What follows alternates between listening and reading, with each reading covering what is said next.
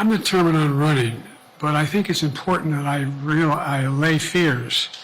Lajɛrɛ dɔ senfɛ min kɛra ni kunnafoni sɛnsɛnnaw ye duniya sengulabaw ka jɛkulu OTAN ale ka lajɛrɛ bannen kɔfɛ Washington. Ameriki jamanatigi Biden n'a si ye san 80 ani san 1 ye a lakodɔn k'a nafa ka bon u ka se ka hakililasigiw la nati demokratiw ka fanfɛ. A y'a seereya fɛnɛ k'a kɔni labɛnnen don ka fɛɛrɛ bɛɛ lajɛlen tigɛ a sen kana se ka bɔ ni kalata cɛbɔya in na. A ka nin fɛɛrɛw min bɛ tali kɛ a yɛrɛ kofɔli la walasa ka kɛ ɲɛmaa ye. Taabolow kɔnna fan dɔw fɛ ka sabu kɛ a kelen kɔfɛ ka Ukraine jamanatigi Volodymyr Zelensky yira i n'a fɔ Rusula jamanatigi Vladimir Putin o jugu don tileganyanfan waati. O kɔfɛ a ye Ameriki jamanatigi dankan Kamala Harris fɛnɛ wele i n'a fɔ Trump ka jamanatigi dankan nin lajɛrɛ in senfɛ min kɛra ani kunnafoni sɛnsɛnnaw cɛ. Ko jamanatigi Biden ka cɛbɔya taabolo ka gɛlɛn kabiri barosigiba min kɛra ani jamanatigi kɔrɔ Trump cɛ nin y'o kunɲɔgɔn fila ye kɛra sababu ye ka jɔrɔna kɔni bi maa camanw de fanfɛ min bi tali kɛ a siko kan ani fɛnɛ a yebaliya ka kunnafoni di kɛ ni kunnafoni sɛnsɛnnaw ye waati ni waati ka fara o kan kunnafoni di min kɛra ani kunnafoni sɛnsɛnnaw cɛ k'o kɔni taabolo la sumayara kosɛbɛ a fɛ min kunnafoni di sanga taara jɔ fo lɛrɛ kelen ɲɔgɔn na n'o senfɛ k'a ka kumakan dɔw tun bɛ k'a yɛrɛ jati i n'a fɔ maa min ka kan n'a ye ne ye mɔgɔ de ye mɔgɔ min b'a dɔn kosɛbɛ walasa ka kɛ jamanatigisi kalata in cɛbɔ ye n y'a gosi siɲɛ kelen ka tɛmɛ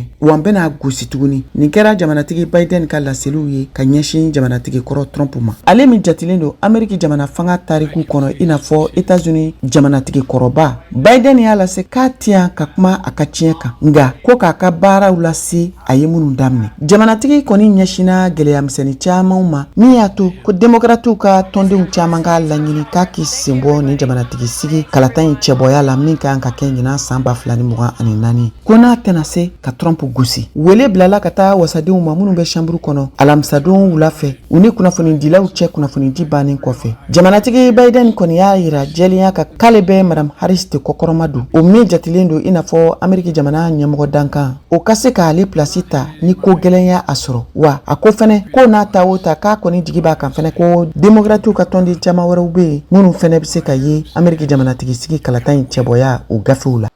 You can't let this guy come forward. He'd be a disaster.